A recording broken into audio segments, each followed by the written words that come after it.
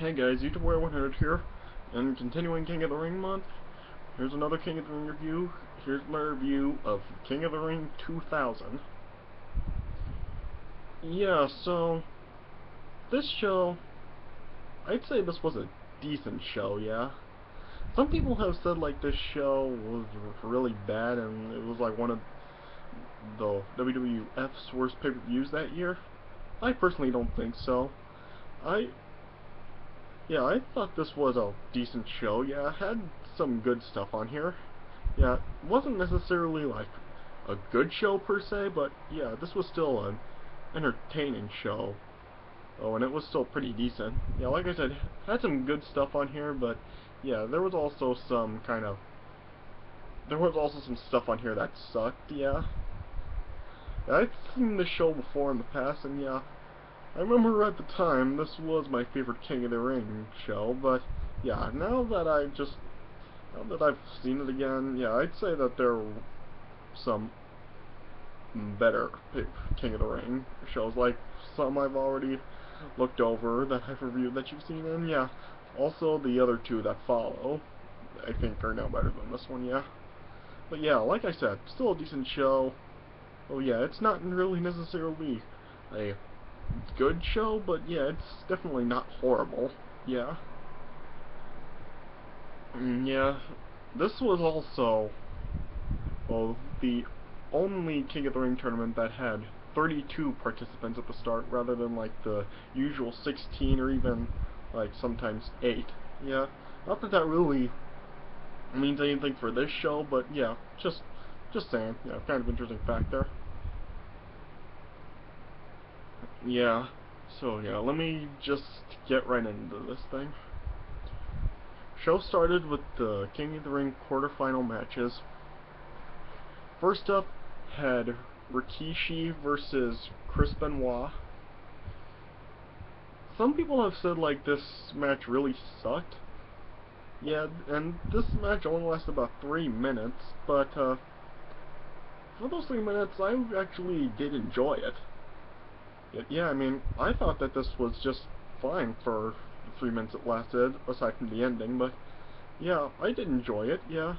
Benoit hit like a German suplex on Rikishi, and yeah, these two were just doing some interesting back and forth action for the 3 minutes that it lasted. I said, yeah, they were like brawling on the outside of the ring, and yeah, like I said, Benoit was actually able to give Rikishi a German suplex, yeah. And Benoit had the crossface on Rikishi, and Rikishi got to the ropes and forced Benoit to break it. Yeah, and then, yeah, at the end of the match, Benoit grabbed a chair and nailed Rikishi with it, and Benoit got disqualified. So this is the second year in a row that in the opening match at the King of the Ring, we've had a person get disqualified. And then, yeah, afterwards, Benoit was just attacking Rikishi some more, just targeting his arm and shoulder afterwards, yeah. And throughout the night, Rikishi just suffered more and more damage to his arm and shoulder. Yeah. Benoit had like Rikishi in the crossface again after the match, and yeah, he gave him his diving headbutt. Yeah, Benoit was just like beating the crap out of Rikishi after the bell rang, and yeah, Benoit was disqualified. Alright, so yeah, but yeah, I just don't understand why these people are getting themselves disqualified in the King of the Ring tournament and blowing their shot to win it. Yeah, so I really don't understand that. But yeah, I actually enjoyed the match for the 3 minutes it lasted, yeah. I give it like 2 stars.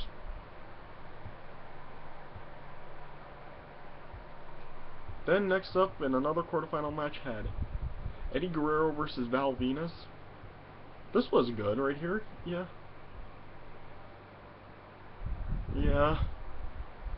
And yeah, it was good, yeah. I had China in Eddie Guerrero's corner and Trish Stratus in Val Venis' corner, yeah. And it was a good match right here. Yeah, okay, well, each guy got momentum over each other during the match, yeah. Yeah, there were some good back and forth action between these two in the match, yeah. There was some rolling on the outside of the ring, yeah. Eddie Guerrero got some good moves in on Val Venis, like Eddie Guerrero at one point had like some kind of like the surfboard like maneuver type move that a lot of the cruiserweights do, and he had like Val Venis in like a chokehold or something. Yeah. Yeah, Val Venis at one point dodged the frog splash from Eddie Guerrero, and then Val Venis tried the frog splash on his own. But Eddie Guerrero got his knees up and blocked it, yeah. At one point, Chyna went after Trish and knocked her down. And yeah. Then, yeah, Val Venis tried to go after Chyna, but then Chyna nailed Val Venis, and Eddie Guerrero tried to go for a roll-up on Val Venis. But yeah, Val Venis kicked out, yeah. And then, yeah, Eddie Guerrero, counter Val Venis' money shot. But yeah. At one point, Val Venis tried to win with his feet on the ropes, but yeah, he didn't. He didn't, yeah. And then, yeah. Yeah, and then, yeah. At the end, and Trish jumped on the apron. And then, yeah. Chyna, prevented Trish from, getting involved in the match, and yeah.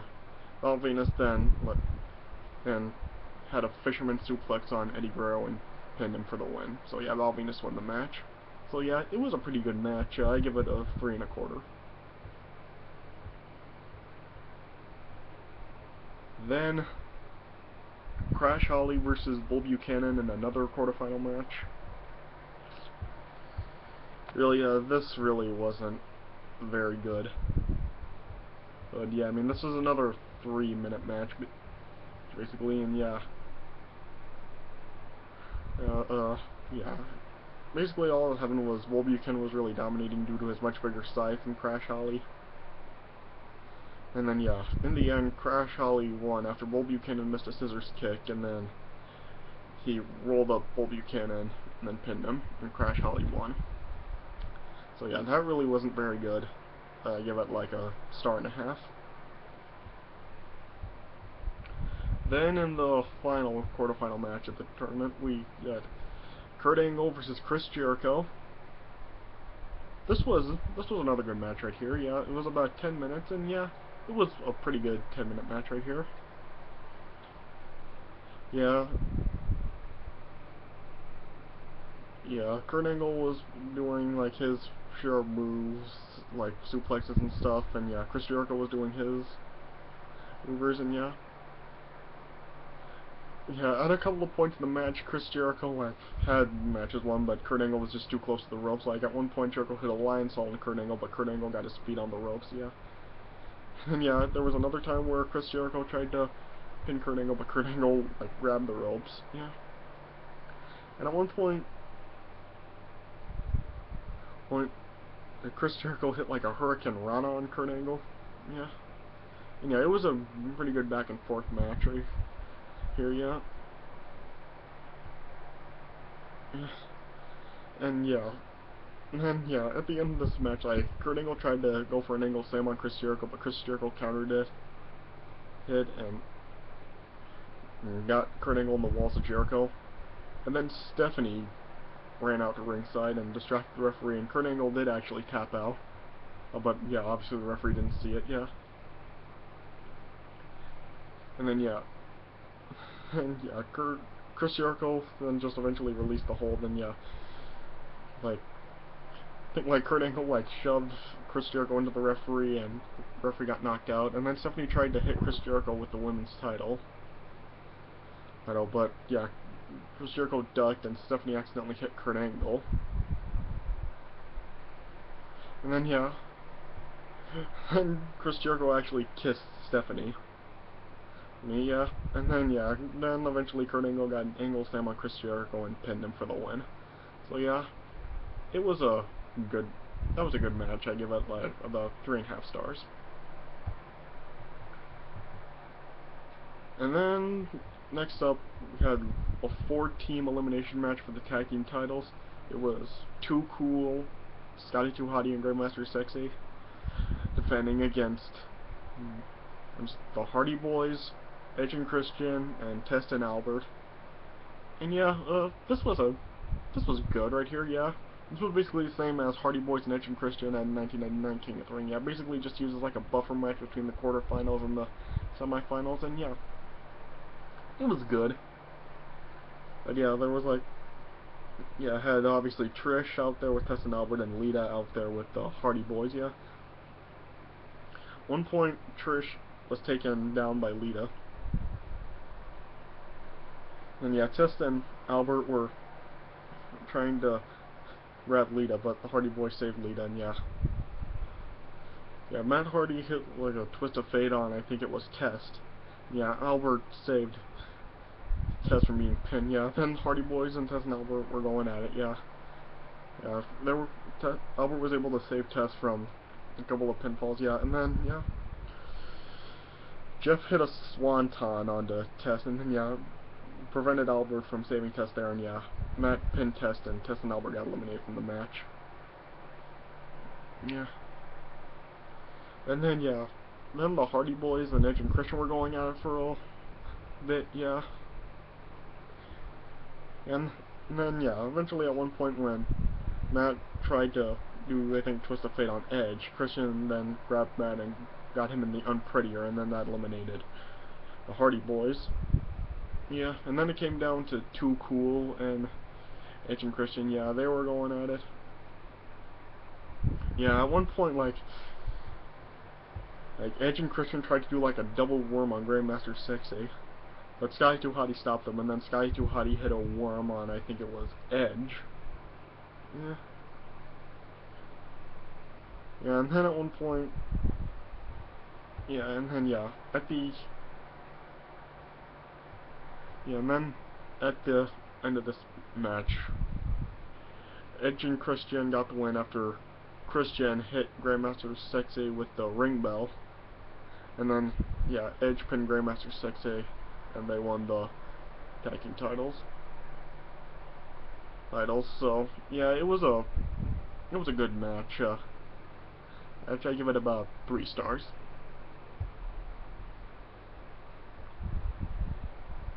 And then we had the 2 semifinal matches.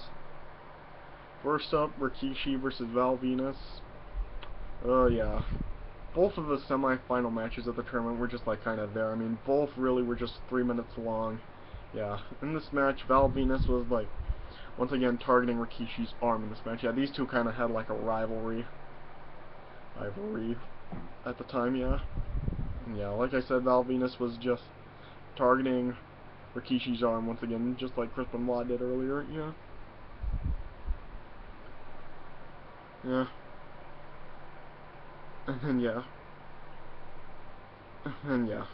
Not really much to talk about here, and then yeah, at the end Rikishi hit a belly-to-belly suplex on Val Venis and then pinned him for the win. And then afterwards, Trish tried to go after Rikishi some more, or by like trying to choke him out with a sleeper hold, but Rikishi was able to throw Trish off. Now Rikishi was gonna hit a bonsai drop on Trish, but Val Venis saved Trish by giving Rikishi a low blow and then attacking him some more. Yeah, Val Venis then grabbed the steel steps and nailed Rikishi's arm with it, and then at one point while Rikishi's arm was on the steps, Val Venis hit Rikishi's arm with a chair, and so yeah, Rikishi suffered more damage to his arm.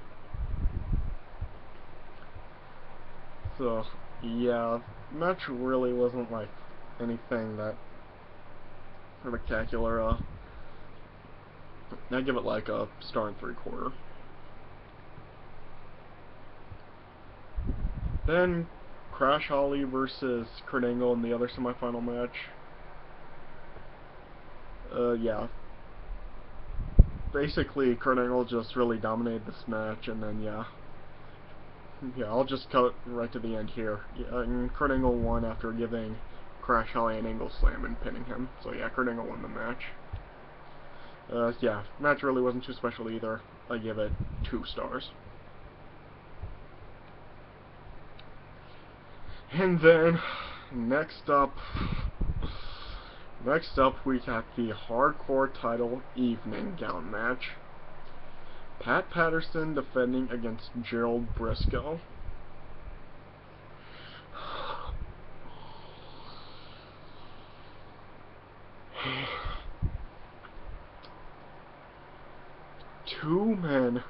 dressing up as women. Oh boy. This was just so freaking painful to watch. I mean, seriously, two guys dressing up as women, wearing dresses, wearing wigs, lipstick, pantyhose. I mean, you just name it. They were just dressed in a bunch of women's clothing. And, oh, this was just so horrible. Yeah. Yeah. Yeah. Pat Patterson, like, put a banana in Gerald Brisco's mouth, and then he had something he had, like, underneath his dress, and put that in Brisco's face. Yeah. This was just this could probably be on the level of Rosie O'Donnell versus Donald Trump back in like 2007. I mean, seriously, this just burned my eyes seeing this. Yeah, and these two actually also wore bra and panties. Oh man. Yeah, this was just like an epic disaster, and gosh, this was just nauseating. But thankfully, Crash Holly then came out, and yeah, he took out both Pat Patterson and Gerald Brisco and nailed Pat Patterson with a trash can and pinned Pat Patterson, and Crash Holly won the hardcore title. So thank goodness for Crash, and thanks to that, I'm just gonna give this an NA rather than a dud. I mean, yeah, if Crash Holly hadn't come out and done what he did here, I would have definitely given this a dud. But thanks to Crash Holly coming out and stopping the match and him winning the title, I'm just gonna give this an NA.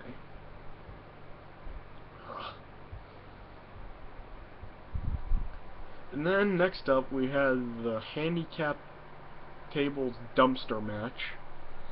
DX, Road Dogg, XPac, and Tori versus the Dudley Boyz. This was, I guess, okay. Yeah, I mean, on paper, this kind of probably seemed like a good idea, but yeah, this really didn't turn out as well as WWE was thinking. Yeah, I agree with what Lundrick said in his review for this show. Yeah, it didn't exactly deliver on the show. I mean, yeah, I mean, I'm not really a fan of a dumpster match per se. I mean, I know like at WrestleMania 14 between New Age Outlaws and Cactus and Chainsaw, they still had a good match, but yeah, just the concept of a dumpster match I really don't like. I mean, you just throw someone in the dumpster and close the lid. I mean, seriously, I mean, it's basically just like a casket match, yeah. I mean, the table match stipulation I'm a fan of, but yeah, this really was just yeah, this was just like kind of meh. Yeah, the stipulation for this match was in order for DX to win, they had to put the Dudley Boyz in the dumpster and shut the lid.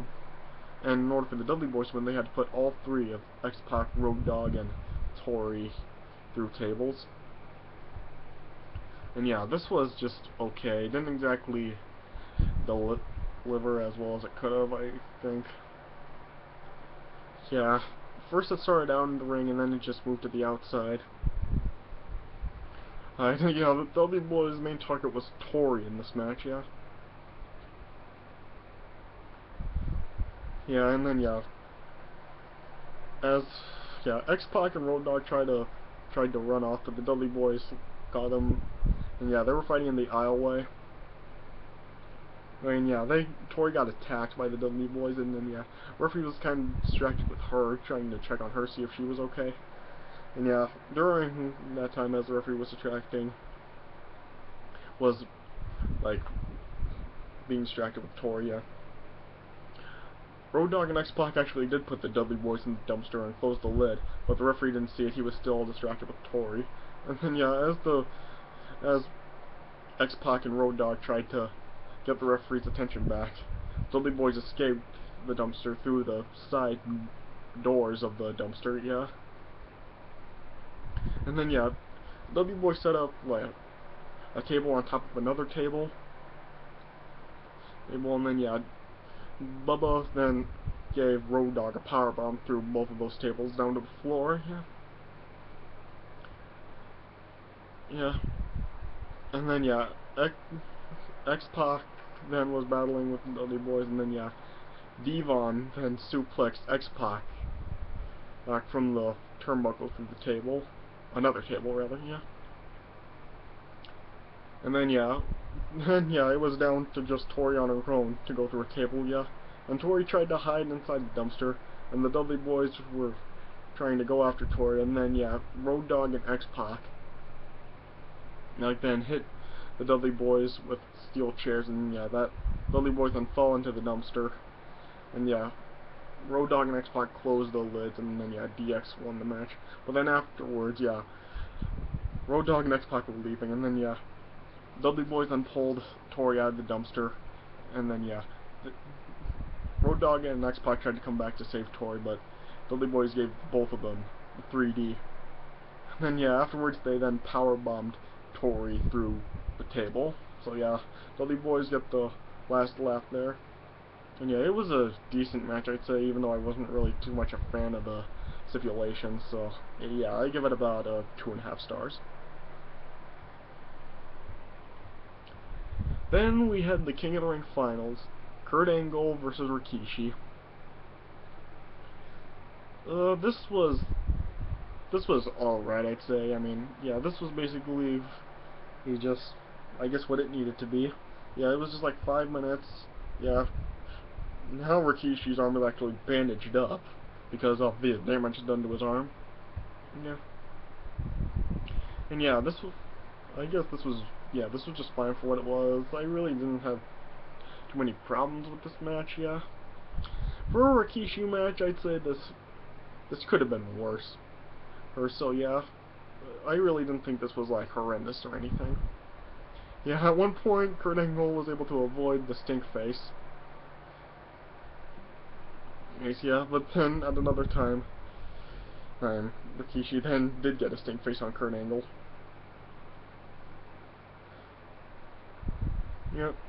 And then yeah, at one point Kurt Angle hit an angle slam on Rikishi, but Rikishi survived it. Yeah, and then yeah, it was a good ending with Rikishi on the top turnbuckle trying to dive on Kurt Angle, but Kurt Angle was able to fight Rikishi off, and then yeah, he gave Rikishi a belly-to-belly suplex from the top turnbuckle, and then yeah, Kurt Angle got the win, and Kurt Angle became King of the Ring. And yeah, and this was Kurt Angle's rookie year, and yeah, I mean, Kurt Angle had a great rookie year. I mean, he won the European and Intercontinental titles, and yeah, he was champion at the same time. He had both titles at the same time, yeah. And yeah, he did this, he won King of the Ring, and then he became WWF champion late in the year. And yeah, he was even in the title match at SummerSlam, as I've said before.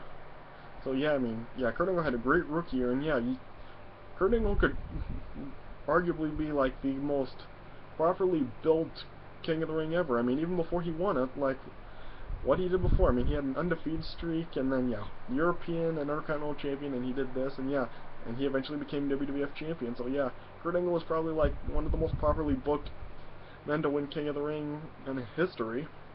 So yeah. Yeah, this was just fine for what it was. Yeah, I really don't have any complaints for this matchup. I give it like 2.25. And then we got the main event, which was like a 6-man tag match for the WWF Championship. It was Triple H, who was the champion, Vince McMahon and Shane McMahon, versus The Rock, Undertaker, and Kane. And how this was for the title, what the stipulation was that if Rock, Kane, or Undertaker won the match, whoever got the pinfall would become the champion. Yeah. And yeah, I'd say this was a good main event. Yeah. Yeah, I mean, you know, during the match, like Rock, Kane, and Undertaker were all tagging themselves in. Yeah. At one point, Kane tried to do like a double chokeslam on Vince and Shane, but Triple H saved Vince and Shane before Kane could do it. Yeah. And there were a couple of times where Rock and Kane like broke up the counts for when Undertaker was gonna have the match won. Yeah, at one point he like had the match won against Shane, but The Rock pulled Undertaker off. And then at one point Undertaker had the match won by pinning Triple H, and then yeah, Kane came and broke up the count for that. And yeah, it was like back and forth really between the two teams. Yeah. Yeah. And yeah, yeah, Rock, Kane, and Undertaker were mostly targeting Shane in the match, and then, yeah, eventually Triple H battled all three guys, yeah. And then, yeah, eventually, like, all 6 guys went at it with each other. Yeah. And then, yeah, then eventually Kane actually started attacking Undertaker and The Rock. Yeah. Yeah, as they were attacking, like, Vince and Shane on the outside, Kane then just went after Undertaker and took him out, yeah. And then, yeah, The Rock was gonna give Triple H a people's elbow, but then Kane came in and chokeslammed The Rock, and then, yeah, he gave Triple H a tombstone, and Kane was gonna get the win, but then Undertaker broke up the count for Kane. And yeah, those two were going at it, yeah. And then, yeah, Shane was gonna... And at one point, Shane was on the top turnbuckle, and then Undertaker came, and he grabbed Shane by the throat, and he just, like, chokeslammed Shane from the top turnbuckle all the way down through the announce table. Yeah. And then at the end of this match, Vince was gonna go for the people's elbow on The Rock, but yeah, we basically had the same ending for Rock and John Cena match from WrestleMania 20 WrestleMania 20, yeah, WrestleMania 28. Yeah, and as Vince was running back for the people's elbow, The Rock got up and gave Vince McMahon the rock bottom, and then The Rock pinned Vince McMahon, and The Rock became WWF champion.